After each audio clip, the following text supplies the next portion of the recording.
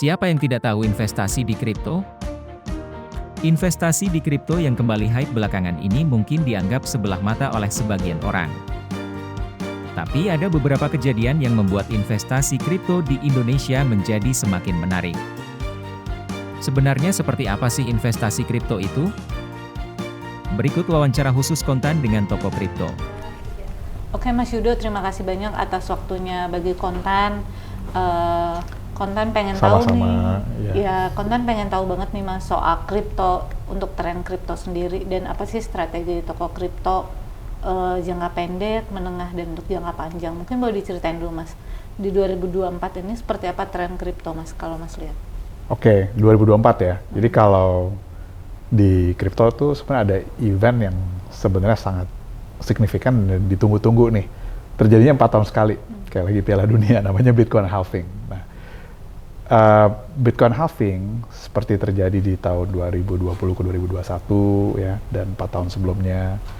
Kita lihat dengan adanya Bitcoin halving ini, selalu ada korelasi dengan kenaikan harga Bitcoin. Dan kalau misalnya kenaikan harga Bitcoin tersebut, selalu ada korelasi dengan aktivitas dan trade volume itu bertambah dengan sangat signifikan.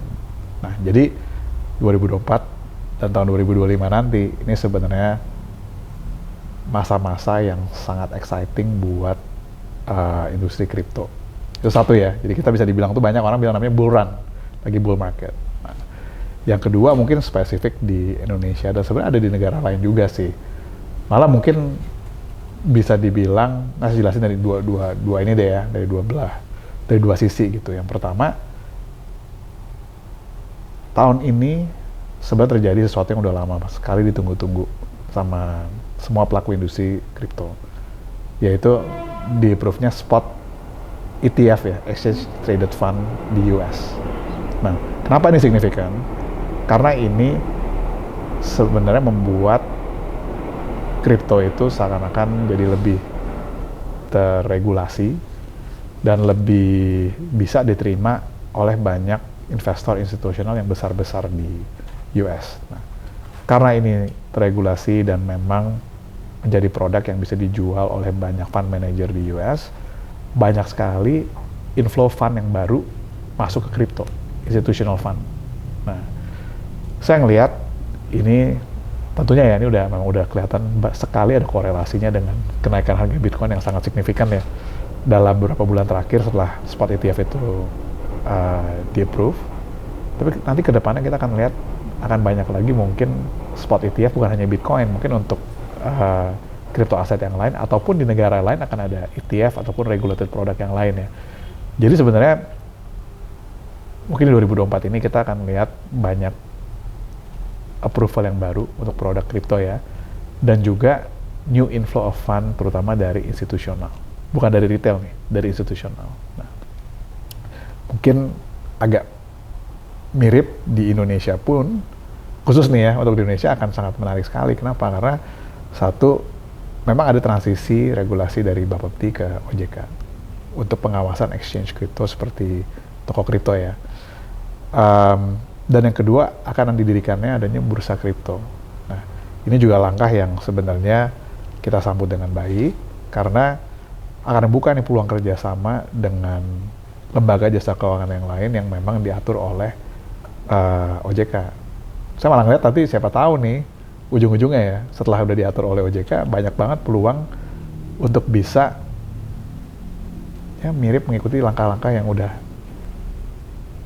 dilakukan oleh market, contohnya kayak di US, mungkin akan ada ETF kripto, mungkin ada mutual fund kripto, mungkin ada beberapa lembaga keuangan Indonesia mulai punya kripto di balance sheet-nya mereka. Jadi cukup exciting lah, tapi tentunya transisinya harus mulus dulu nih, ini langkah pertamanya gitu. Jadi mungkin itu ya, kalau saya lihat market lagi bagus, naik, Bitcoin halving akan coinciding dengan aktivitas trading yang lebih banyak. Trade volume juga akan lebih banyak seperti dalam 3 bulan, 4 bulan terakhir ini, dan kita expect banyak new inflow fund yang baru sih, karena memang banyak kejelasan secara regulasi baik di global dan di Indonesia. Paling gitu. Untuk 2024 ini dalam memanfaatkan momen, sebenarnya strategi dari toko kripto apa tuh Mas di 2024? Oke.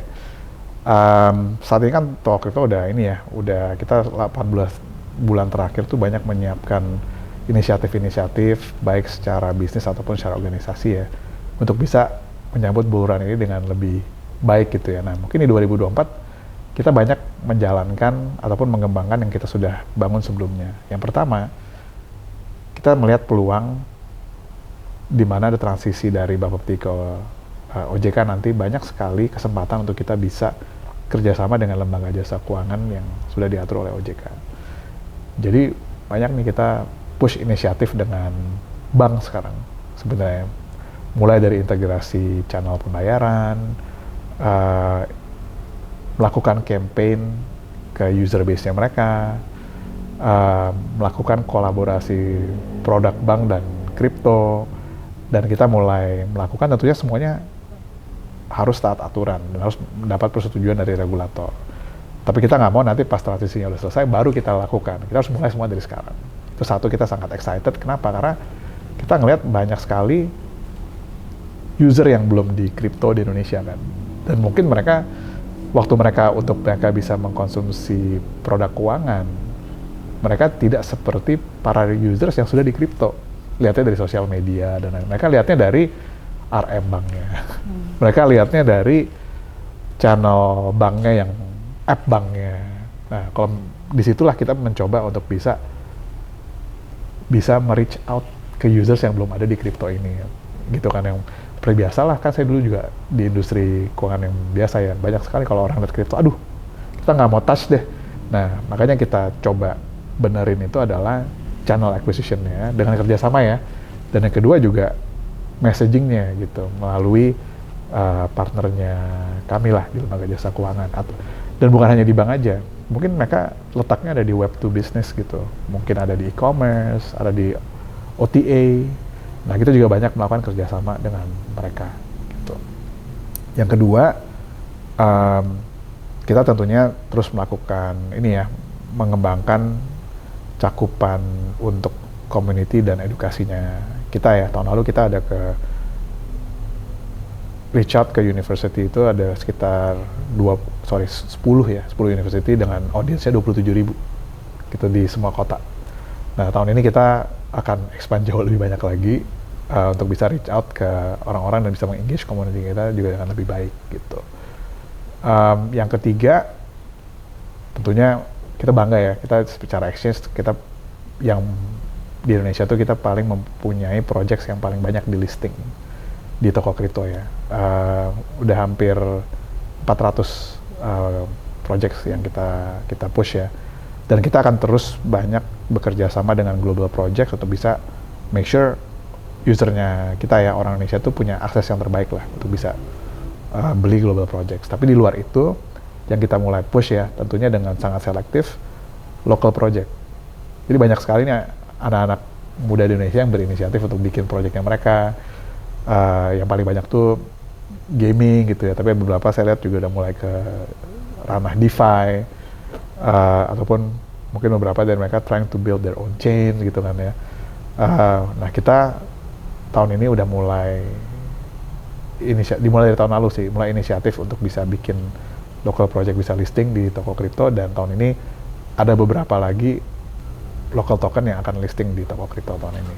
Saya hampir lupa, toko kripto tuh kita punya tokennya kita juga, exchange tokennya kita namanya TKO ya, which is itu semua di setup independently dari exchange, tapi karena kita kan mau push adoption, dan TKO ini sebenarnya local token yang cukup besar dengan market cap-nya itu 1,5 triliun loh market cap-nya ya, ini cukup besar. Nah, TKO itu banyak kita push untuk bisa make sure adoption, jadi orang yang mau, nih user baru nih dari partner kita kasih mungkin insentifnya untuk mereka bisa dapat hold TKO gitu. Untuk holders TKO mereka bisa ntar dapat rewards dari listing project yang ada di toko kripto yang baru. Atau malah sekarang kita ngelihat yang untuk holder TKO udah bisa mulai dapat rewards makan di salah satu brand restoran lah gitu. Jadi banyak kita pakai TKO itu untuk bisa masuk ke dalam adoption, mass adoption ya, dengan memastikan mereka itu ada di dalam kerjasamanya kita dengan seluruh partnernya toko kripto gitu. Jadi cukup banyak sih gitu. Saya pikir harusnya tadi ya diversifikasi user untuk akuisisi user, edukasi dan engagement. Yang ketiga dari segi produk kita selalu expand, baik dengan kolaborasi dengan produk keuangan tradisional ataupun dengan web to business yang lain gitu. Nah di sini kita lihat harusnya sih kita bisa tetap lebih mantap nih untuk jadi leading exchange. Oke Mas, mungkin yang terakhir nih Mas buat penonton di Kontan TV sendiri, lebih ke mereka yang pengen mencoba kripto, dari Mas Yudo sendiri ada tipsnya nggak sih Mas? Oke, kalau mau coba kripto ya, ini buat orang yang belum di kripto kan ya. Oke, first and foremost, do your own research. Harus belajar ya. Kenapa? Karena kripto ini, meskipun saya itu investor kripto udah sejak lama ya, tetap ini aset yang high risk dan volatilitasnya itu tinggi.